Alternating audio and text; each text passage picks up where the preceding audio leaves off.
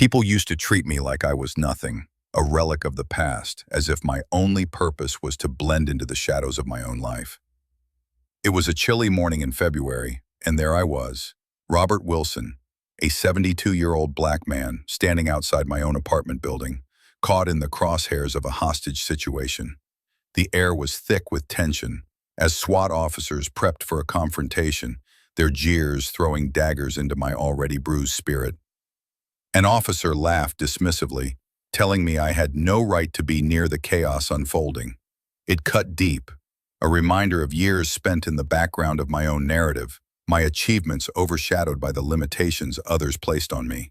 Despite the sting, I stood there with a calm that bewildered me as I replayed the familiar scenes of disrespect, living under the weight of my skin and age, always overlooked, yet somehow still standing. And then it hit me. My rich history as a decorated Delta Force commander was my secret weapon, one they never considered. As I watched the team bumble through their plans, I felt the urgency of my own knowledge bearing down on me. With every ignored attempt to share my insights, frustration built within. They might not see the soldier beneath these wrinkles, but I would make them listen. It was time for redemption, not just for me, but for every inch of dignity I had ever fought for. With a deep breath, I stepped toward the police line, crossing the tape that separated us. "Delta Force Commander Operation Storm," I declared, feeling the weight of those words shift the atmosphere. Here was my moment. Here was the chance to reclaim the respect that had eluded me for too long. "Look at this, old man," Officer Price sneered, hands on his hips, the red and blue lights casting harsh shadows across Robert Wilson's weathered face. "You lost, Grandpa? This ain't your neighborhood." Asimped. The laughter that erupted from a group of officers cut through Robert like ice. His heart sank, but he stood tall, fists clenched at his sides. "I live here," he replied, voice steady, "and you're about to make a mistake." A young officer rolled his eyes. "You think you know more than us? Look at you, you're barely able to stand." They snickered again. Humiliation clawed at Robert's gut. This wasn't the first time. Decades of memories flooded back, being overlooked in meetings, dismissed by classmates, forgotten in the annals of history. A decorated Delta Force commander wanted for nothing but respect had become invisible overnight. Chaos unfolded. Officers bickered about tactics, ignoring Robert's warning. "You're wasting your time," Captain Richards barked, not even looking up. "Get back." Wizard's a determined breath. He stepped over the tape. "Listen, the suspect knows this building. We're at a disadvantage." Richards barked a derisive laugh. "What do you know about it, old man? Back off before you get hurt." That was it. "Delta Force Commander Operation Storm," Robert declared, the words reverberating in the suddenly quiet air. Immediate attention shifted, incredulity replacing mockery. The laughter died as Richards' eyes widened. "Prove it," he demanded, but Robert stood firm, knowing he had finally pierced through the layers of prejudice. The tension in the air thickened as Robert stood there, a silent observer of the chaotic scene unfolding before him. The SWAT team prepared to breach the building, their voices low but edged with frustration and urgency. Robert felt his chest tighten as an officer with a sneer on his face shot a condescending remark in his direction. "What are you doing here, old man? You think you belong here?" Laughter erupted, a bitter symphony echoing his lifelong humiliation. He clenched his jaw, forcing himself to swallow the hurt. Take remembering the countless moments of being dismissed, the sting of every slight washed over him. There was no shortage of disrespect fostered by ignorance, rooted deep within others. Yet something inside him stirred, a tempest brewing beneath the surface. As he watched the officers bicker about tactics, Robert's mind raced, recalling his extensive training and experiences that could turn the situation around. His heart pounded, pushing him to act. Crossing the police tape, he interrupted their strategy, desperation igniting his voice. "You have no idea what you're walking into. I can help." But his pleas were met with disbelief and derision.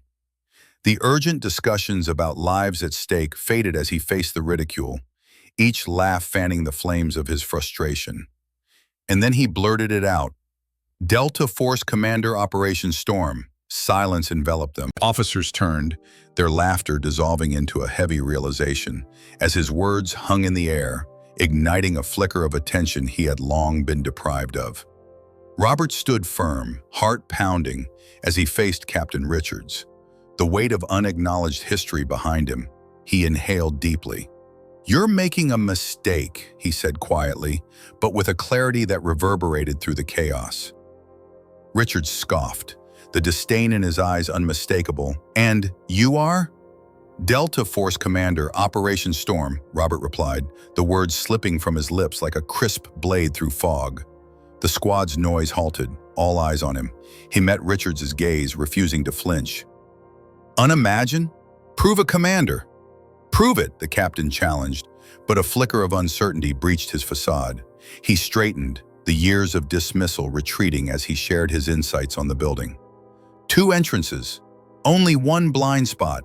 Go in from the east, you'll minimize risk," he advised, voice steady. TOC Lieutenant Cruz leaned forward, brows furrowed in concentration. "How do you know this?"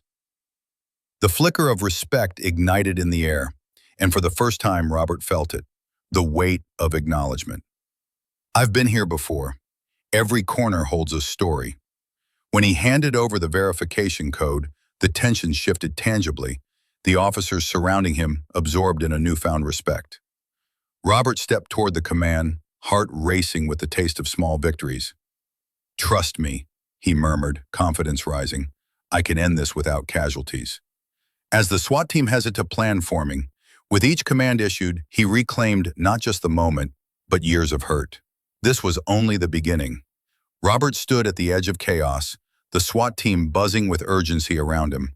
The air was heavy with tension, but he remained still, fists clenched at his sides. Just an hour earlier, he'd been ridiculed by officers who saw only an old man, their laughter stinging like a swarm of wasps.